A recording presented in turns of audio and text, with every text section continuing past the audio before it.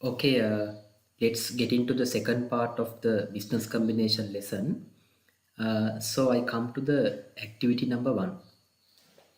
In the activity number one, you can see ABC PLC acquired BPLC totally. So one important information is totally, right? And BPLC's statement of financial position at that date was as follows. You have been given the carrying amount of asset, liabilities and equity as well as the fair values of those, right?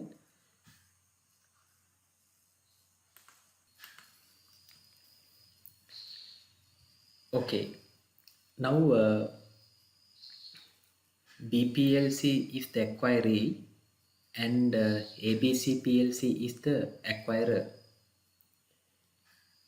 Now BPLC had disclosed following in notes. So we have been given 1, 2, 3 information. So they have disclosed these in their notes. The meaning of that is these have not been recognized in financial statements. Okay. In other words, this statement of financial position does not include these three items, number 1, number 2 and number 3. The requirement is what is the fair value of identifiable net asset,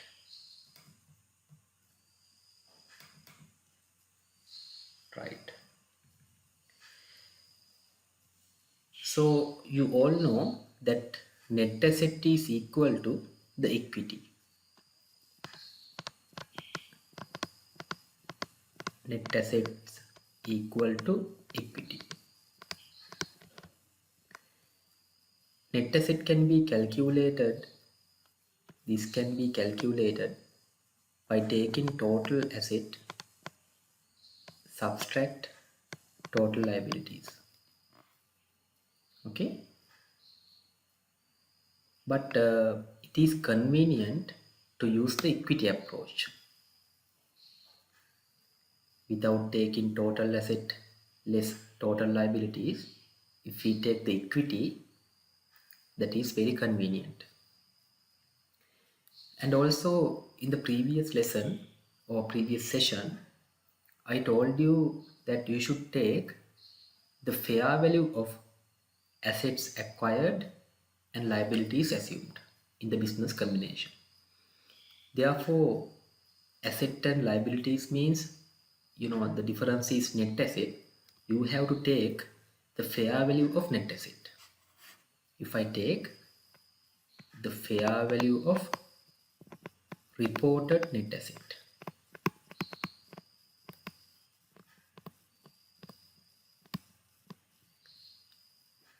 how we can take the net asset, that is share capital plus reserves. Here stated capital and retained earnings are given. Therefore stated capital, the fair value is 3,800. Retained earnings, the fair value is 1,800.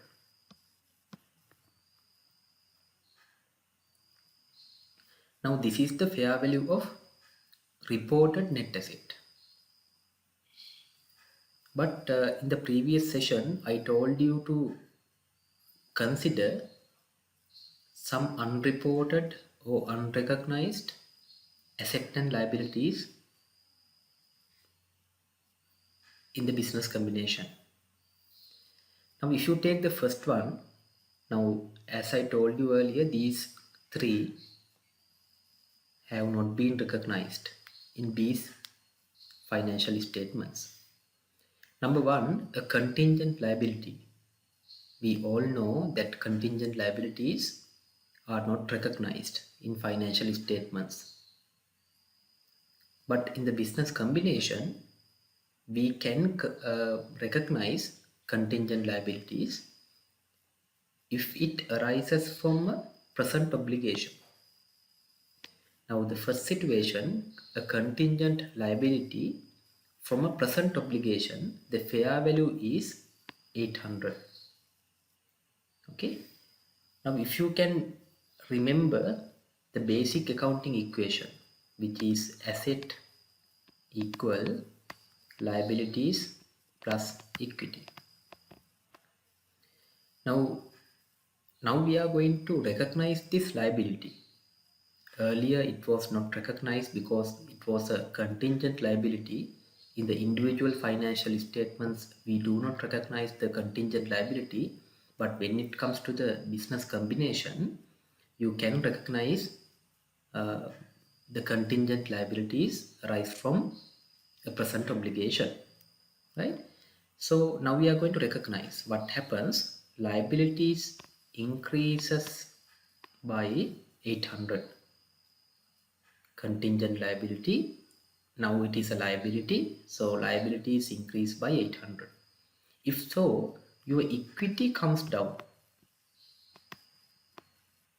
you know, as a result of the increase in a liability. On the other side, it is an expense, therefore your equity comes down by 800.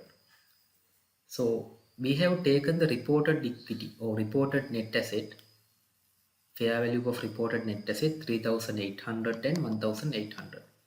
Now we are going to record unreported items. Now because of the contingent liability,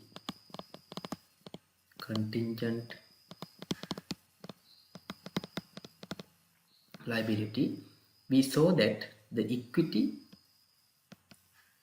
comes down by 800, therefore minus 800.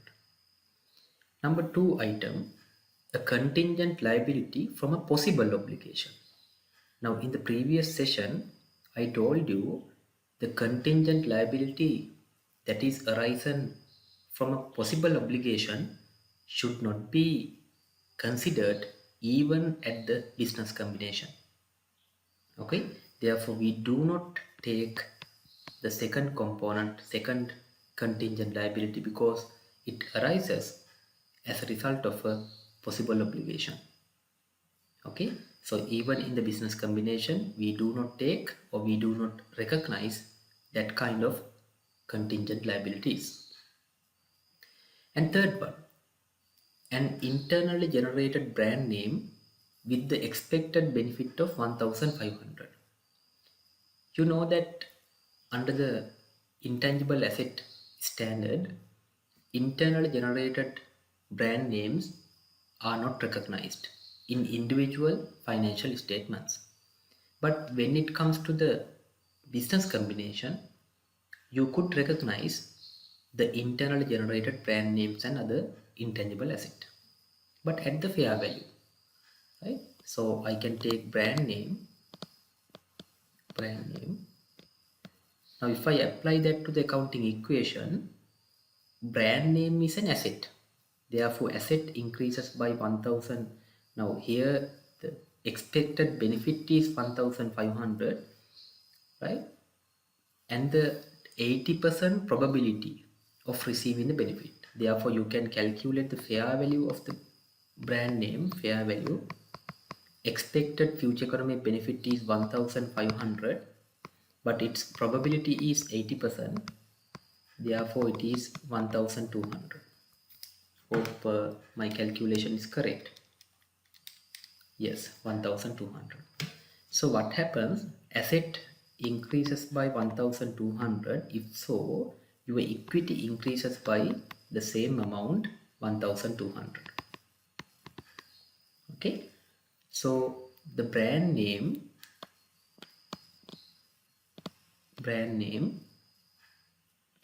will result the equity to increase by another 1200.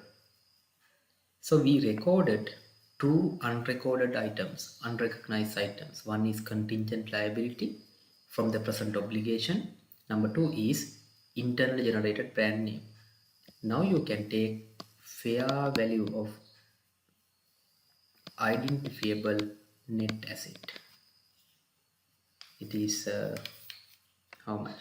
3800 plus 1800 minus 800 plus 1200, it is 6000.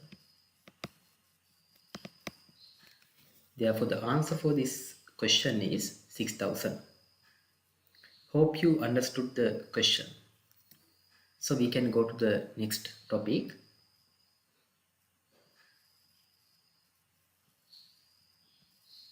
Settlement of the consideration. Now in the earlier activity, we saw that the fair value of identifiable net asset is 6000. Okay, we have to settle that balance. As the acquirer, we have to settle the balance. Sometimes we may pay a higher balance or higher consideration than 6000, meaning higher consideration than the fair value of identifiable net asset. Or in some cases, in rare cases actually, we may pay a lesser amount of consideration than the fair value of identifiable net asset. Or else it could be the exact amount of the fair value of identifiable net asset. Right? So anyway, the settlement of consideration. Consideration is what? What that acquirer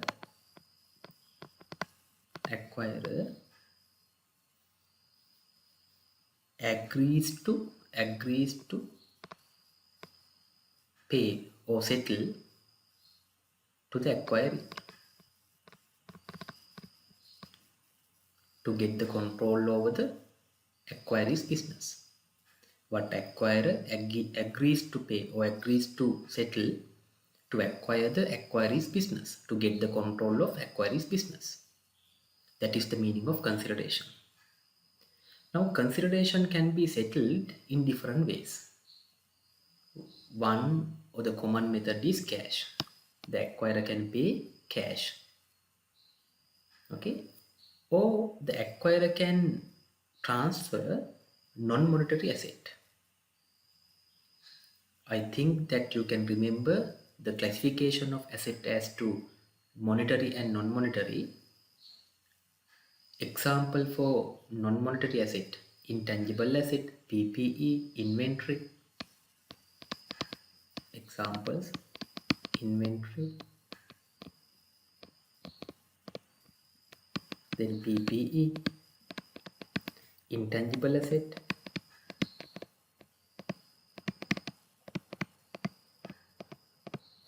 etc. Okay, to settle the consideration, acquirer can transfer one or more non-monetary asset, right? Or else the acquirer can issue its own equity shares. We call it as equity instruments. Acquirer can issue its own equity shares to settle the consideration. Or else acquirer can assume liabilities to as a settlement of the consideration. Okay. Now say for example, acquiree has a bank loan to pay. Acquirer can assume that liability as a settlement of the consideration, because now acquiree usually gets the consideration from the acquirer, and acquiree has to settle the liability, no, external liability, right? So what acquiree can do, without taking the consideration, acquiree can ask acquirer to assume some liabilities of acquiree. Okay, so acquirer can assume liabilities on behalf of the acquiree. That is also a part of the settlement of the consideration. And contingent consideration, right? It depends on the occurrence or non-occurrence of something.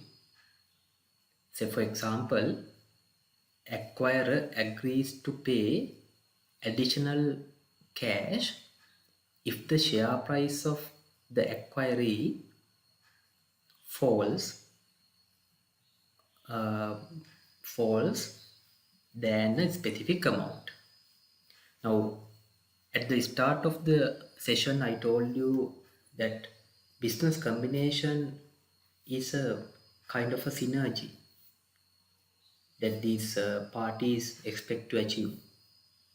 Okay, because combined entity can achieve a greater performance, and they can use the competitive advantage and other knowledge within the entities to perform well as a group.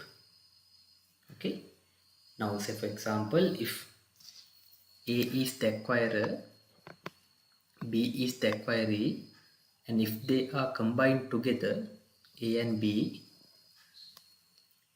right, there will be a synergy, there will be more strength, there will be more strengths and capabilities, competitive advantage. Therefore, B expects an increase of its share price. Now say for example, current share price is say rupees 20. But because of this synergy or the grouping effect, B expects to have 25 in 3 months period. Okay. Now A can agree or A can guarantee that if the share price of acquiree or the B is less than 25 within 3 months period, A can agree to pay an additional consideration. Okay, if the share price of B is less than 25 within 3 months or within the given period, A agrees to pay an additional amount as the consideration. So that is a contingent consideration. Why? It depends on something else. Paying the additional consideration is dependent on something else. What is the dependent? That is I mean that depends on the share price. Okay, now if the share price is greater than 25, a company does not require to pay that additional amount. But if it is less than 25, then only A is required to pay the additional consideration. So it is contingent. Okay, in summary, the settlement of the consideration can be in various forms. It could be a cash settlement, or it could be a transfer of non-monetary assets, or it could be issuing equity instruments or equity shares, or it could be assuming liabilities on behalf of the acquiree, or it could be agreeing a contingent consideration. Okay, we will discuss each of these when it comes to a question or the activity. Now we'll take the first one, cash consideration. That is very simple and straightforward. The acquirer pays cash to settle the consideration. But in some cases, it will be deferred, meaning acquirer, say for example, acquisition date is 1st of January 2019. So at the acquisition date, this is acquisition date,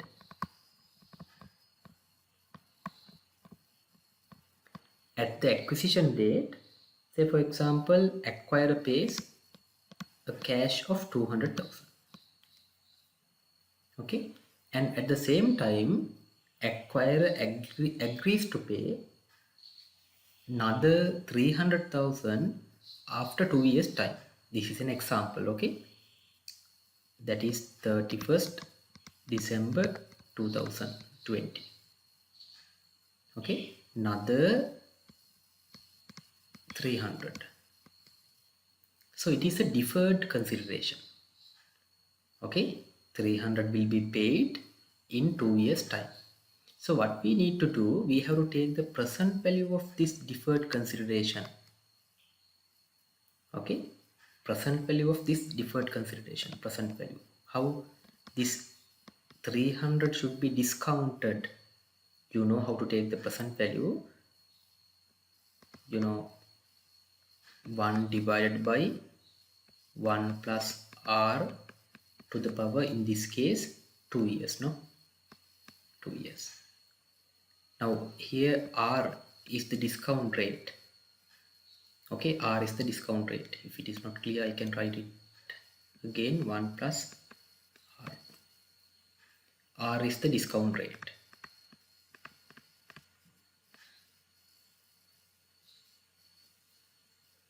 Oh, it might not be shown, no.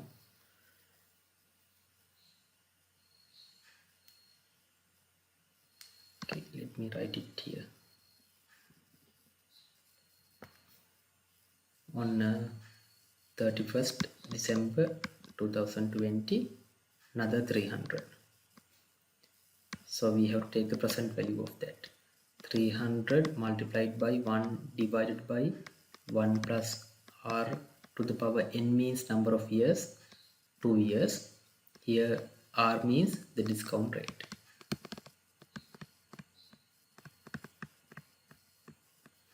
Now assume that the present value of that deferred consideration is assumption, okay? Or discount rate is 10%. Discount rate is 10%. So if I take the present value,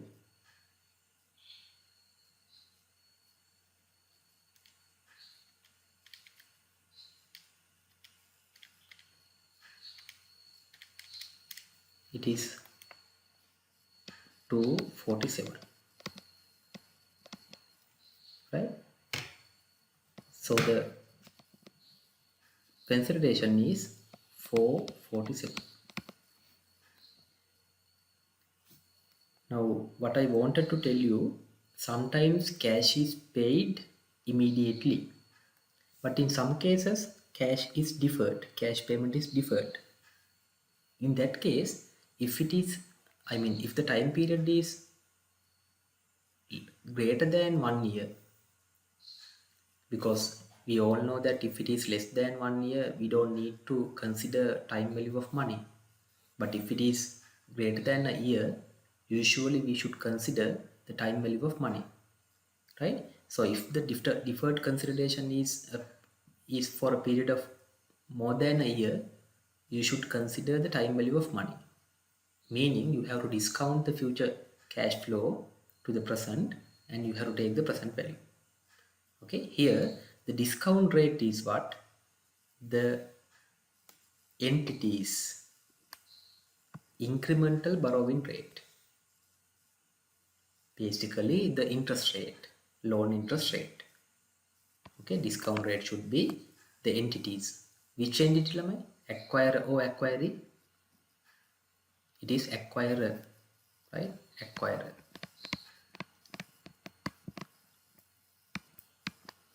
Therefore, discount rate should be acquirer's incremental borrowing rate, meaning if the acquirer obtains an additional or new borrowing, the interest rate that the acquirer has to bear.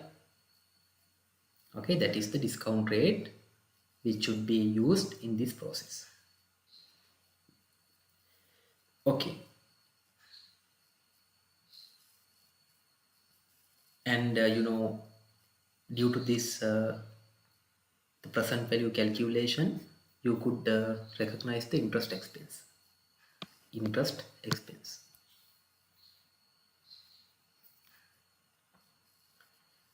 Right. Then equity instruments. Number 2 is equity instruments. Acquirer can issue their own shares as a consideration, as a part of the consideration. Okay, like A can issue its own shares to settle the consideration to B without paying cash or uh, with cash payment. Sometimes acquirer issues its own shares to the acquiree as a settlement of the consideration. But in this case, what you need to remember is you have to take the fair value of shares as at the date of exchange. That is important. If A, as the acquirer, issues 1000 number of ordinary shares, okay, on 1st January 2000, you have to take the fair value as of this date. Okay, that is the value of the consideration for equity instruments. Okay, in an active market, you can take the quoted market price as the fair value of shares. But in some cases, it might be, the quoted market price might be adjusted to reflect the acquirer or the entity specific characteristics such as risk and other factors, but basically we use the quoted market price as the fair value, right? So I think this is clear. Acquirer can issue its own shares as a part of the settlement of the consideration. In that case, the fair value of the shares given as at the acquisition date, the exchange date, should be used, right? Then cost of issuing debt and equity instruments. Now, when the acquirer issue debt or equity instruments, one example for debt instrument, the acquirer can issue debentures. Debenture is a debt instrument, right? One example is debenture. Or else acquirer can issue equity instruments, say shares. Okay, the acquirer may incur some transaction cost such as stamp duties, underwriting fees, brokerage fees, professional fees, valuation fees, etc. etc. Okay, acquirer may incur some transaction cost. So what is the accounting treatment for this transaction cost? Now these transactions cost are an integral part. Integral part means it is part and parcel to the debt or the equity. Okay, therefore these costs are considered to be an integral part of the equity transaction and should be recognized directly in equity. Now say for example, if you pay brokerage fees to issue shares, okay, double entry is cash account credit, equity debit, meaning share capital debit.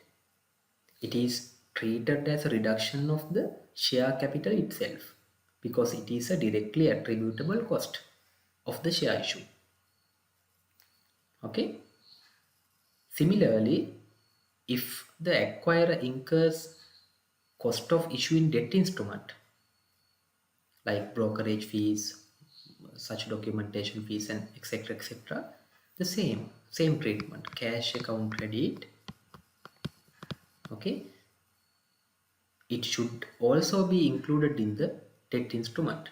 Therefore, relevant liability debit. If it is a debenture, debentures debit.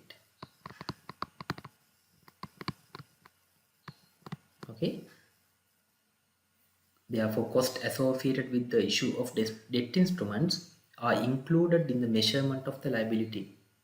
So it is a reduction of the liability. If it is debentures, debentures account debit. cash account credit.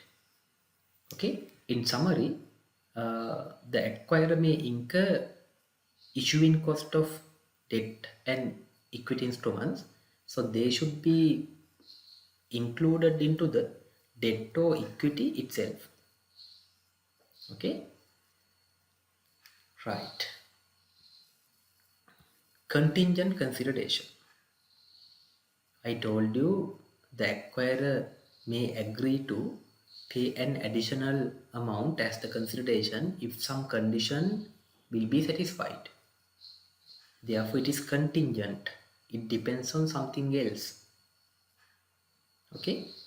Look at the example. I discussed that example where an acquirer issues shares as part of their consideration. The agreement may require additional payment if, this is the condition, the value of the shares falls below a certain amount within a specific period of time.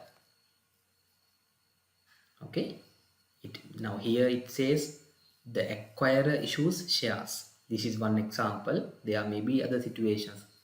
Contingent consideration could be based on any factor as agreed, right? I mean, depending factor will be any factor.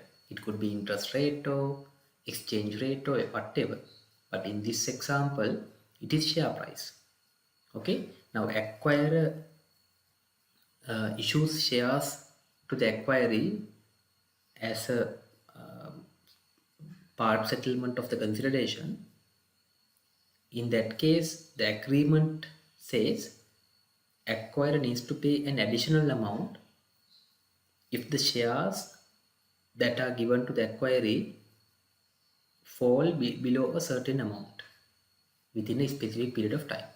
If I take the same example again, A is the acquirer, A acquires B.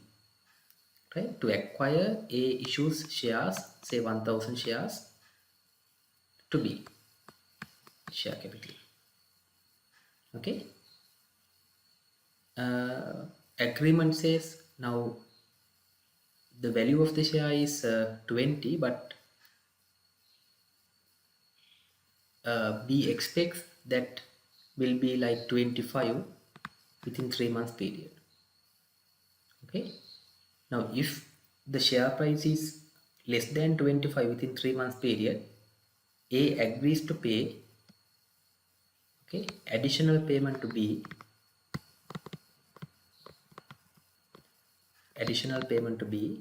say rupees 100,000. This is contingent. If only the share price falls below 25, then only A has to pay the additional 100,000. Otherwise, no. That is why it is contingent. Okay, clear? Right. Now, in which situation we should consider the contingent consideration?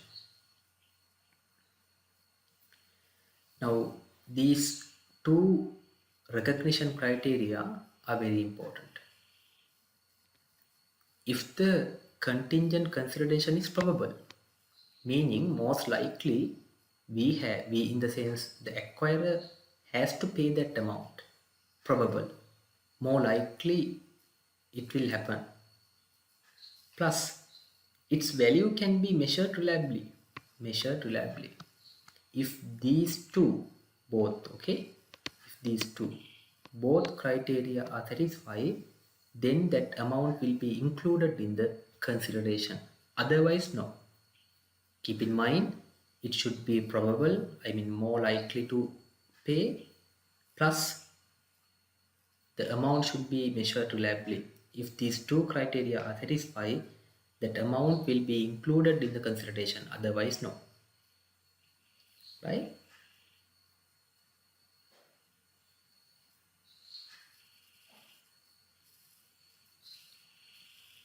Right. Then acquisition related cost. Now earlier we discussed the issuing cost of debt and equity instruments. When we issue debt instruments such as debentures, we may incur costs such as legal fees and brokerage fees and etc. etc. And when we issue shares to settle the consideration, we may incur cost. So we discussed that part earlier. We I told that it should be included in the debt or the equity itself. Cash credit, debt debit, or cash credit, equity debit.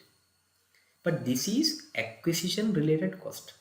Now when the acquirer acquires or obtains the control over the acquiree, this is a process.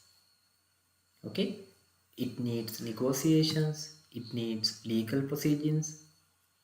Okay, so it is a process. Now in this process, the acquirer may incur some cost.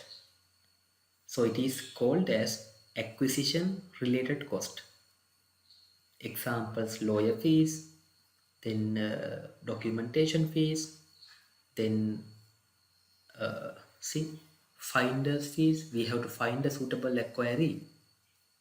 Okay, if you don't find the suitable partner, ultimately it will be a disturbance, or it will be a mismatch situation.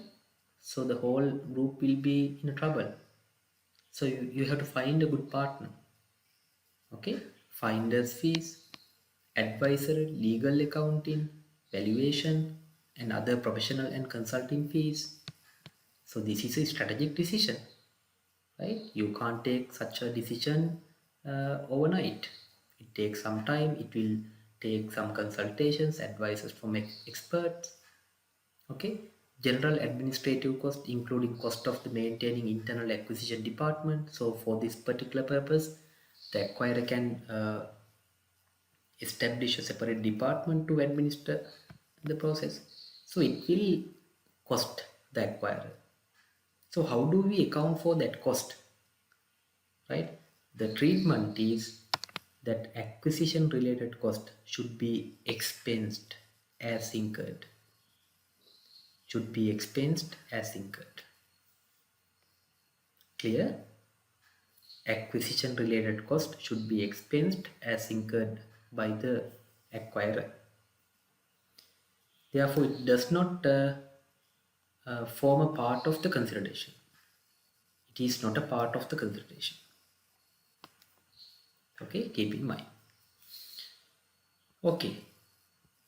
Now, if you compare this treatment with LKS 16, that is PPE, and LKS 38, intangible asset, it is bit contradictory. Why? As per the LKS 16 and LKS 38, these standards says acquisition related cost should be capitalized. Say for example, if you purchase a machinery, the transportation cost, installation cost, initial testing cost, all are acquisition related cost. They should be capitalized. Okay, same applies to intangible asset as well, right? But in contrast, as per the business combination, acquisition related cost, okay, should be expensed as incurred by the acquirer. It should not be capitalized, meaning it should not be included into the consideration. Hope you understood. Okay, we come to the activity number 2. Let me zoom it out a little bit. Right. What is the value of consideration? Okay, the requirement is value of consideration to be settled based on the following information. It says A Limited is going to acquire all the assets and liabilities of Q Limited on 31st March 2020, and settlement will be as follows. Now the acquisition date is this 31st March 2020. This is the acquisition date. Okay, so you have to calculate the fair value of the consideration as at 31st March 2020. Okay, we'll take fair value of consideration. Normally we don't say that like fair value, but it is fair value. Consideration as at 31st March 2020. Okay, fair value of the consideration, that is the value of consideration. Now it says immediate cash payment of 200 million on 1st April 2020, exactly the same date, no? 31st March 2020 is usually equal to 1st April 2020. So cash payment 200 millions, and another cash payment of 202.5 million on 31st March 2022 after 2 years time. So it is a deferred consideration. Okay, deferred consideration. So we'll take the present value because 2 years period is bit of material, therefore we will take the present value. How? 202.5 multiplied by the discounting factor. In the next information it says incremental borrowing cost of the A Limited, the acquirer, would be 10%. Therefore you can take 10% as the discount rate. Okay, how? 1 divided by 1 plus 10%. We'll take it straight away. 1.1, no? 10% to the power 2 years period, therefore n is 2. Okay, so if I take that figure, 1 discounting factor means it is 0.826, right? Now if you multiply that by the future cash flow, that is 2.5, you get 2.2.5 divided by 1.1 to the power 2.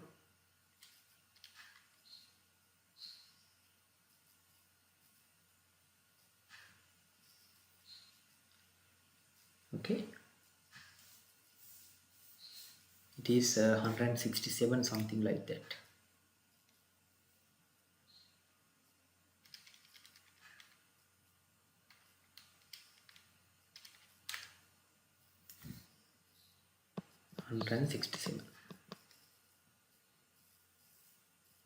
Okay, you take the discounted cash flow.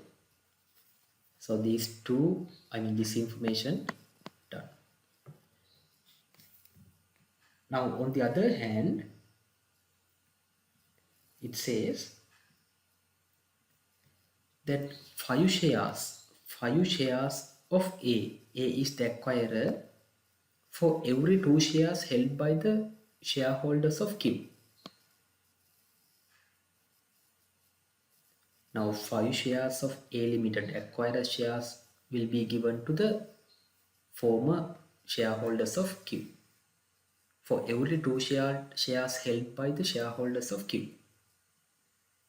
right, will be given as a part of the settlement of the consideration. The total shares of Q Limited outstanding as at 31st March 2020 were 4 million. Therefore, you can calculate how many shares to be given to the Q to settle the consideration shares. Okay, so it has 4 million shares. The acquiring Q company has 4 million shares.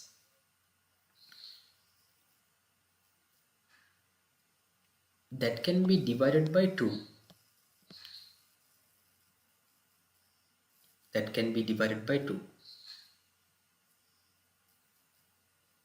And multiplied by 5, because 5 shares will be given, 5 shares of A Limited will be given for every 2 shares.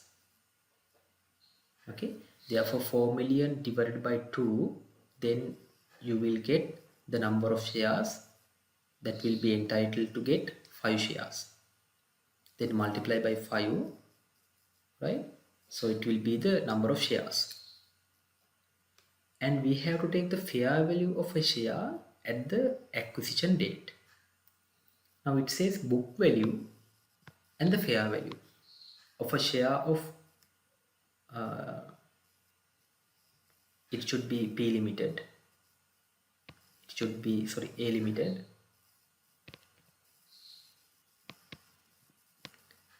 as at 31st this should be 2020, the IRS limited as at 31st March 2020 were 18 rupees and 20 respectively. Okay, we do not take the book value, we don't take, but we take the fair value. Therefore fair value of a share is 20 multiplied by 20.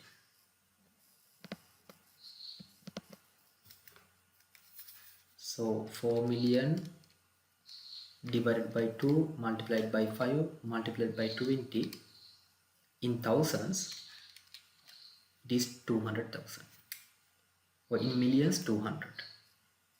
So we are doing this calculation in million, therefore here 200 million.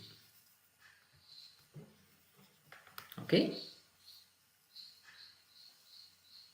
and the last two items, share issue cost was estimated to be 3 million, and it will be included into the equity, I mean cash credit, double entries, cash credit 3 million, share capital debit 3 million.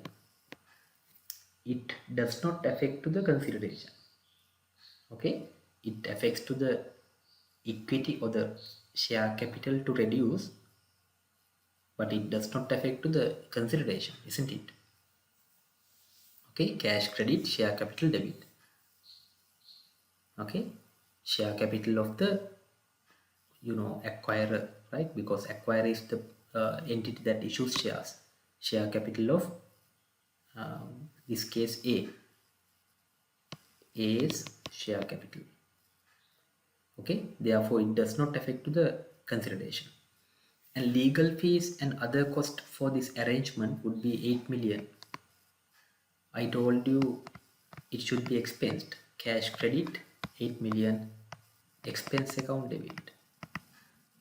Expense account debit 8 million. Therefore it does not affect to the consideration. Therefore consideration is the summation of the immediate cash payment, present value of deferred payment, and the fair value of the shares transfers. Therefore the consideration is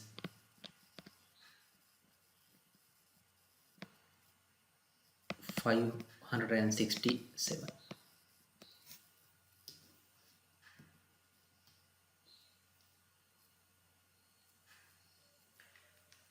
Okay, so this is the answer. Hope that you understood the answer and you can get more knowledge when you do tutorial questions as well.